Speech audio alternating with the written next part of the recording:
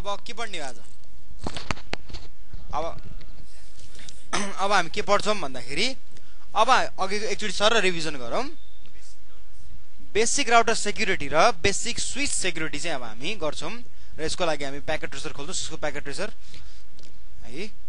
ल अब के गरौँ भन्दाखेरि यसलाई म्याक्सिमाइज गर्छ एकछिन ल यसलाई हामी 1841 को एउटा कुनै राउटर लियौं र एउटा हामी कुनै इन डिभाइसको रूपमा एउटा पीसी लाई लिन सक्छौं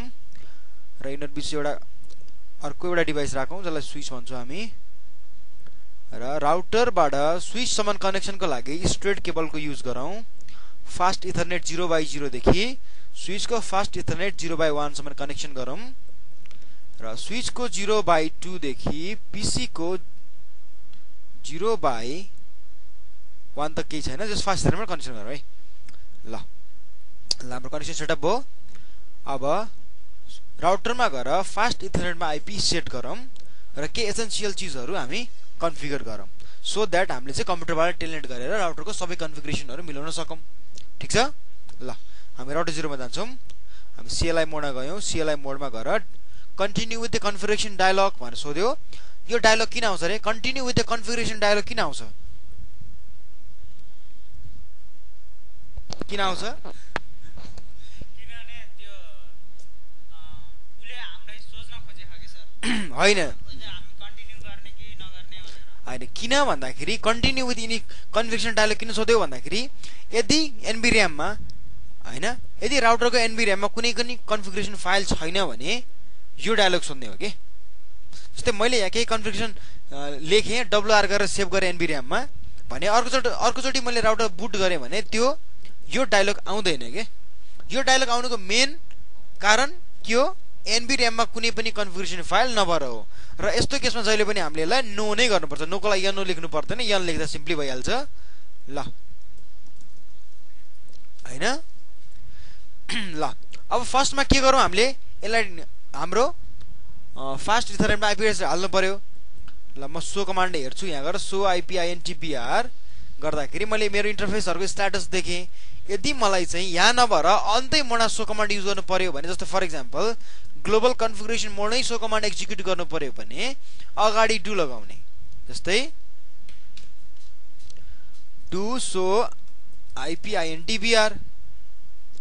एक्जिक्युट गर्दा काम गर्यो नि हैन अब फास्ट इथरनेट 0/0 भनेको हाम्रो त्यो इन्टरफेस हो जुन हामीले स्विचमा लगेर कनेक्सन गराएको छ हैन भनेपछि त्यो इन्टरफेसमा अब हामी आईपी एड्रेस सेट गरौँ INTFA 0/0 ठीक छ आईपी स्पेस 8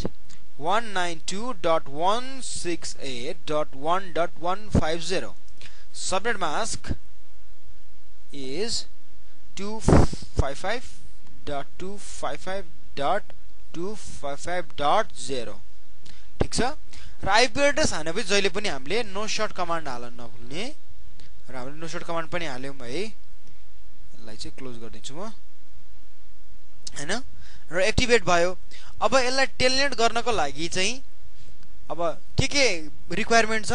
हाम्रो लाइन VTY पोर्ट खोलेको हुनु पर्यो र इनेबल मोडमा पासवर्ड हुनु पर्यो हैन र त्यो गरौँ हामीले config t line VTY 0/4 लेखे मैले तपाईले 0 देखि 15 सम्म कुनै पनि भ्यालु चाहिँ चुज गर्न सक्नुहुन्छ है तपाईको यो मैले line VTY 0/4 हानेपछि config dash line भन्ने चेन्ज भयो नि हैन र यस्तो मोडलाई चाहिँ लाइन कन्फिगरेसन मोड भनिन्छ के config dash line आउँछ भने यस्तो मोडलाई लाइन कन्फिगरेसन मोड भनिन्छ यहाँ गएर चाहिँ पासवर्ड CCNA हाने भने यो लाइन भिडियोमा छिर्ने पासवर्ड चाहिँ CCNA हो र मैले लगइन नगरेसम्म यो कमान्ड चाहिँ एक्जिक्युट हुँदैन ल लगइन गरेपछि बल्ल काम गर्यो हैन ल अब यसै गरी हामीले चाहिँ के गर्नु पर्यो अर्को इने ग्लोबल कन्फिगरेसन मोडको लागि पनि इनेबल मोडमा पासवर्ड हाल्नु पर्यो मलाई कन्ट्रोल Z गर्छु अब config स्पेस t हैन config स्पेस t अब इनेबल पासवर्ड सिस्को राख्छु म हैन भनेपछि मैले अब हेर ल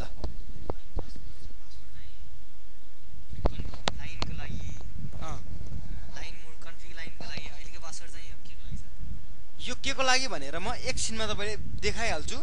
देखेपछि थाहा हुन्छ हजुर ल अब के गरौँ भन्दाखेरि हामीले टेलनेट गर्न सक्नेलाई इनेबल गर्यौं बनायौं है यसलाई त्यो लेभलको पावरफुल बनायौं अब सबै काम टेलनेटबाट गरौँ टेलनेटबाट गरौँको मिनिङ के हो कम्प्युटरमा बसेर सबै काम गरौँ ल म क्लोज गरिदिन्छु म अब कम्प्युटरमा जान्छु कम्प्युटरमा गएर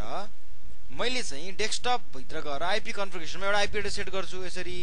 192.168.1.1 दिए मैले ल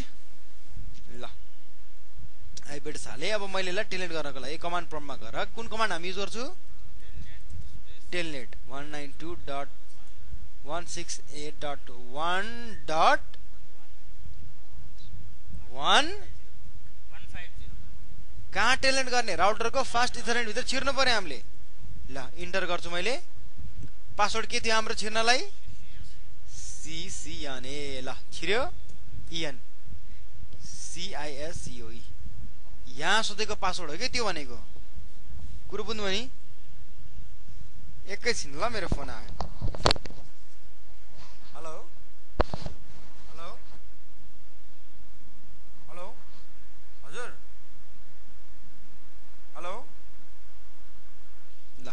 अब हेर्नुस् तपाईले अघि मलाई के सोध्नु भएको थियो भन्दाखेरि त्यो पासवर्ड कहाँ हालियो जुन अघि लाइनको लागि हालियो भन्नुभयो नि त्यो भर्चुअल VTY भनेको भर्चुअल टर्मिनल हो हैन त्यो लाइन VTY भनेको टेलनेटको लागि चाहिँ युज हुने अब टर्मिनल भनेको चाहिँ लाइन VTY हो हामीले अब सुरुको पासवर्ड चाहिँ जब हामीले टेलनेट गरेर टेलनेट स्पेस आईपी एड्रेस दियो नि उसको फास्ट इथरनेटको त्यतिखेर प्रम्प्ट हुने पासवर्ड भनेको चाहिँ त्यो लाइन VTY मा सेट गरेको पासवर्ड हो र सेकेन्ड चोटी जुन हामीले पासवर्डको लागि प्रम्प्ट गर्यो नि हामीलाई र त्यो पासवर्ड भनेको चाहिँ ग्लोबल कन्फिगरेसन मोडको लागि हामीले इनेबल पासवर्ड सिस्को हानेथ्यौं नि त्यो सिस्को पासवर्डको लागि उले सोधेको हो के कुरो बुझ्नु हो ल ठीक छ हैन अब म यहाँ गएर के गर्छु के कार्यक्रम गर्छु भन्दाखेरि ल एकछिनमा कन्फिग मोडमा जान्छु ठीक छ त्यो अनि अब मैले केमा सेक्युरिटी लगाउनु छ मैले ग्लोबल उसमा अब कन्सोल पोर्टमा पनि सेक्युरिटी लगाउनु छ मैले भर्चुअल टर्मिनलमा सेक्युरिटी लगाइसके अब कन्सोल पोर्टमा पनि मलाई सेक्युरिटी लगाउनु छ ठीक छ त्यसको लागि म के गर्छु लाइन कन 0 पासवर्ड CCNA लगइन ल भयो भएन अब मैले के भने ल यता हेरौँ है त अब म सो रन गर्छु सो रन गर्दाखेरि के देखियो त सुरुमा मैले के देखेँ नो सर्भिस पासवर्ड इन्क्रिप्सन हैन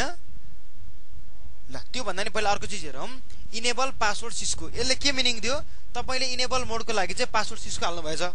भने क्लियर टेक्स्टमा देखियो हो अब अलिकति तल जानुस् तपाईको कन्सोल पोर्टको पनि देखिन्छ ए तपाईले कन्सोल पोर्टमा पनि CCNA पासवर्ड हाल्नुभयो VTY मा पनि CCNA पासवर्ड हाल्नुभयो क्लियरली देखियो अब हामीले यसलाई चाहिँ इन्क्रिप्ट गर्नु पर्यो के इन्क्रिप्ट कसरी गर्ने त कसरी म तपाईलाई देखाउँछु यता हेर्नुस् config T service password encryption भन्ने कमान्ड छ के ल यो कमान्ड मैले एक्जिक्युट गरे यसरी अब फेरि सो रन गर्छु सो रन गर्दाखेरि तपाईको हेर्नुस् त इनेबल पासवर्ड यस्तो फर्मेटमा आइ है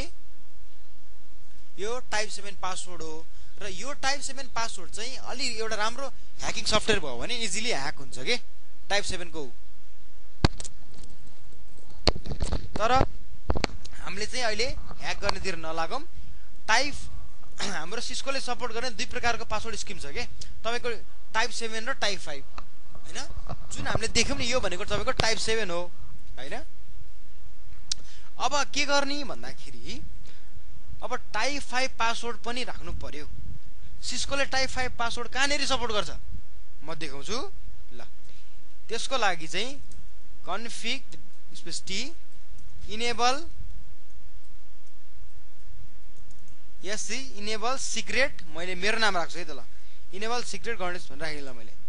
अब फेरि म सो रन गर्छु सो रन गर्दाखेरि इनेबल सिक्रेटमा 5 पाए नि यो 5 भनेको टाइप 5 हो के र जुन तपाईको यो अननोन क्यारेक्टर्स छ नि यो अननोन क्यारेक्टर्स भनेको चाहिँ तपाईको MD5 ह्याशिङ हो के यो टाइप 5 को पासवर्ड हो तपाईको यसलाई ब्रेक गर्न मिल्दैन यो पासवर्डको टाइप 7 भनेको इन्क्रिप्सन हो, माथि भनेको ह्यासिङ हो। इन्क्रिप्सनलाई तपाईँको डिक्रिप्ट गर्न मिल्छ, ह्यासिङलाई चाहिँ डिक्रिप्सन भन्ने हुँदैन। ह्यासिङलाई क्र्याक गर्नलाई ब्रुट फोर्स एट्याक भन्ने हुन्छ कि एउटा, ब्रुट फोर्स एट्याकले गर यसलाई ह्यासिङलाई पनि तलाउन सक्छ, नलाउनु त होइन, तर इन्क्रिप्सन जस्तो इजिली ब्रेक हुँदैन के। ह्यासिङको लागि ब्रुट फोर्स हान्नै पर्छ। ब्रुट फोर्स भने कस्तो हो भन्दाखेरि मानौ तपाईँलाई नम्बर र एउटा अल्फाबेट र नम्बरको चाहिँ ब्रुट फोर्स एट्याक हान्नु पर्यो भने कसरी ब्रुट फोर्स एट्याक हान्नुहुन्छ भन्दाखेरि एउटा सिंगल 1 नम्बरको ह्यास निकाल्ने, त्यो ह्यास भ्यालु र यो म्याच गर्दै गर्दैन। 2 नम्बरको ह्यास, ल अब अल्फाबेट ए को ह्यास निकालौँ, त्यो ह्यास योसित म्याच गर्दै गर्दैन हैन। र तपाईँको कमान्डमा अब अल्फाबेट 0 र के अल्फाबेट ए र नम्बर 0 को फेरि ह्यास निकालौँ, फेरि मिल्छ कि मिल्दैन। जुन त्यो भनेको यो पर्टिकुलर कुनै एउटा नम्बरको ह्यासिङ निकाल्ने र त्यो ह्यासिङ योसित कम्पेयर हान्ने के भनेको ब्रुट फोर्स एट्याक के यो चाहिँ। जहाँ गएर जुन कम्बिनेसनमा ट्याक्क यो म्याच गर्छ नि ह्याक भनिन्छ क्या त्यस्तोलाई चाहिँ। तर त्यस्तो इन्क्रिप्सन त्यस्तो हुँदैन के। इन्क्रिप्सन चाहिँ कुनै एउटा फर्मुला लगाएर कोडिङ इन्कोड गरेको हुन्छ, यसलाई इजिली डिकोड गर्न मिल्छ के। कुरो बुझ्नु हो, बुझ्नु आयो, ठिक छ, धन्यवाद, म खुसी भएँ। त्यही नै होला फेरि ल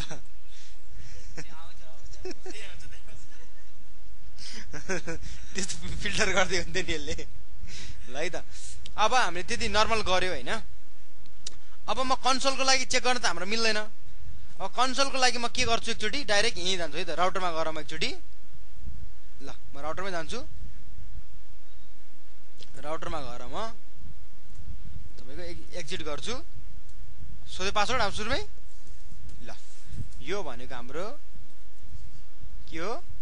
सिसी होइन यो ओ। ल अब बुझ्नुहोस् त कुरा, अघि नै मैले जुन पासवर्ड हालेको थिएँ सेक्रेटमा, सेक्रेट हाल्ने यहाँ त अब मेरो नाम हाल्ने हो बस, ठिक छ। हो त्यही त मैले भनेको थिएँ नि, सेक्रेट पासवर्डले तपाईँको इनेबल पासवर्डलाई चाहिँ ओभरल्याप गर्छ, ठिक छ। ल अनि अर्को इम्पोर्टेन्ट चिज के हो भन्दाखेरि मैले मानौँ के जे पाए त्यो कमान्ड लेख्थेँ भने हाम्रो ह्याङ भइदिन्छ 255 जुन भनेको एउटा ब्रोडकास्ट मेसेज हो। ब्रोडकास्ट मेसेज चाहिँ 1 मिनटसम्म तपाईँको सिस्टम नेटवर्कलाई चाहिँ उसले के एक्सेस गर्न दिँदैन कि ह्याङ बनाइन्छ। र त्यसलाई कसरी हटाउने त भन्दाखेरि कन्फिग टीमा गएर नो आइपी डोमेन -l आयो। अब मैले जे पाए त्यो कमान्ड हाने भने पनि इनभ्यालिड इनपुट भन्छ, उति नै खेरै जुन कमान्डले सपोर्ट गर्छ गर्दैन चट भयो। ओके ओके ठिक छ। ल यो भनेको राउटरको तपाईँको बेसिक सेक्युरिटीको कुराहरू भयो होइन। तपाईँको पासवर्ड लगाउनेदेखि लिएर होइन, इन्क्रिप्सन गर्नेदेखि लिएर ह्यासिङको कुराहरू भयो होइन। र यो भनेको जस्ट राउटरको बेसिक सेक्युरिटी फिचर भनौँ न, कुरो बुझ्नुभयो नि। ल अब यो भनेको यो फर्स्ट भिडियो चाहिँ हाम्रो यतिमै गरौँ है। ओके ल।